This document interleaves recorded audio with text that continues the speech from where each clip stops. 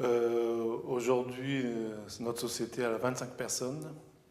Donc, on fait tout ce qui est peinture intérieure, extérieure, et revêtement de sol, et l'isolation par l'extérieur, ce qu'on appelle l'ITE. Au niveau des apprentis, j'ai toujours un roulement. Tous les ans, on a un apprenti qui vient chez nous et qui vient de SCAP des Dignoles, qui vient des Dignoles. Donc tous les ans, il y a un renouvellement. Aujourd'hui, j'en ai un qui est ici sur ce chantier-là. Il se termine fin juin, son contrat d'apprentissage. Pour être motivé dans la peinture, il faut être minutieux, propre, beaucoup de propreté et du travail bien fait. Par contre, pour le revêtement de sol, c'est autre chose. Le revêtement de sol est très dur, c'est un métier très dur, parce que ça comporte le ragrayage. Et le ragrayage, c'est des sacs de 25 kg. Et dans un appartement comme celui-ci, que ça représente 75 mètres carrés, ça veut dire qu'il faut apporter environ 30 sacs de ragrayage. Donc 30 sacs de ragrayage, 25 kg qu'il faut monter par les escaliers. Donc il faut être quand même assez musclé. Et puis, les rouleaux. Un rouleau de revêtement de sol, ça pèse environ, il y a des rouleaux de 200 kg qu'il faut les porter. Donc c'est un métier très très dur en revêtement de sol. Il ne faut pas de niveau d'études, il faut pouvoir rentrer pour faire un CAP peintre. Donc si vous voulez, on a le cas de Gaëtan, qui est rentré en 2002 chez nous comme apprenti à CFA des Dignoles. Donc il a fait 2 ans d'apprenti jusqu'en 2004. Et en 2004 jusqu'à 2006, il a fait un BP peintre, toujours à la CFA des Dignoles. Et après, il a rentré à la société comme un contrat de CDI.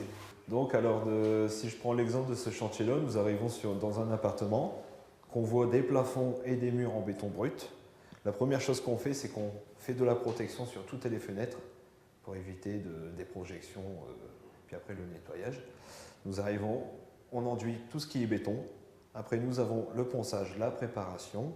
Et après la préparation, c'est les peintures, finition. Le salaire, c'est le SMIC. Après, plus panier, plus déplacement.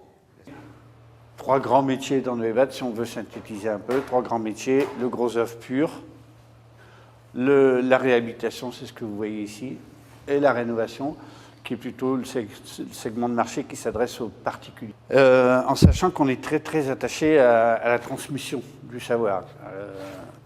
C'est-à-dire qu'on a depuis maintenant 10 ans une politique tournée vers la formation, l'apprentissage, à des niveaux différents, mais beaucoup aussi d'attaches sur l'alternance. Donc on a fait, je pense, un vivier qui a aujourd'hui construit l'effectif de l'entreprise, parce que l'entreprise forme, mais l'entreprise garde aussi chez elle. Chacun fait sa tâche sans qu'il y ait quelqu'un derrière lui en permanence, etc. Vous avez vu qu'il y a une grande liberté, puisque un bâtiment, c'est d'abord et avant tout de l'autonomie, c'est d'abord et avant tout la prise de décision, bonne, mauvaise, moyenne. L'important, c'est que la décision soit prise. Niveau CAP, sortie de 3e ou sortie de 4e, nous, aujourd'hui, je répète encore, hein, c'est entre 10 et 15 apprentis ou BTS, etc., par an en formation. La qualité, déjà, c'est d'aimer ce qu'on fait. C'est même pas une qualité, c'est une obligation. Sans aimer ce qu'on fait, on peut pas progresser. Vous avez vu que c'était un métier, j'ai dit tout à l'heure que c'était un métier d'équipe, un métier où on était ensemble. Si on veut progresser, c'est de savoir écouter, regarder et respecter la personne qui vous donne les consignes, et puis surtout chercher à limiter. Mais il n'y a pas, je ne vois pas aujourd'hui ce qui peut empêcher qui que ce soit à devenir maçon, mais un bon maçon. Tu peux démarrer avec un CAP dans une entreprise, il n'y a aucun souci, mais sache-le, d'un CAP, dans une entreprise, tu peux continuer à évoluer.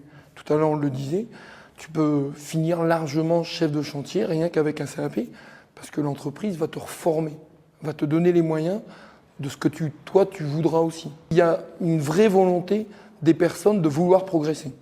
C'est surtout ça l'essentiel. Est-il possible de travailler dans ce métier sans aucune qualification ou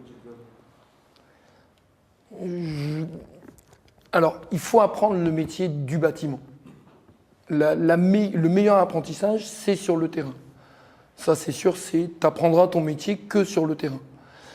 L'école, il faut y aller, parce qu'il faut un minimum de base. Le salaire, quand tu démarres avec un CAP, si je dis pas de bêtises, tu vas tourner aux alentours de 1300, un truc comme ça, 1300, 1350 euros. Faut pas se fixer de limite. La seule limite, c'est celle que tu te fixeras. Les produits, le premier produit qu'on connaît dans le bâtiment, c'est le ciment. Ciment, c'est la base du béton, la base du mortier, c'est la base de tout. Après, nous, dans notre équipe, celle que je touche le plus, on fait beaucoup de coffrage, donc on travaille beaucoup le bois aussi.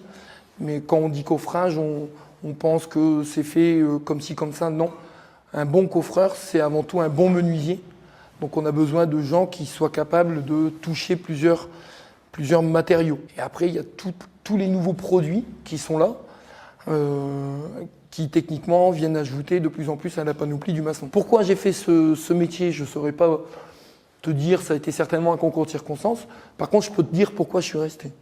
Parce que l'environnement, l'ambiance me plaît, parce que j'aime ce que je fais, et que tous les jours, tu peux changer d'endroit. Tu fais jamais le même métier. Et ça c'est une vraie qualité. Le bâtiment, c'est vraiment une famille, et il faut en prendre soin. Parce que s'il y en a un élément qui ne va pas bien, l'équipe, elle tombe, tout simplement.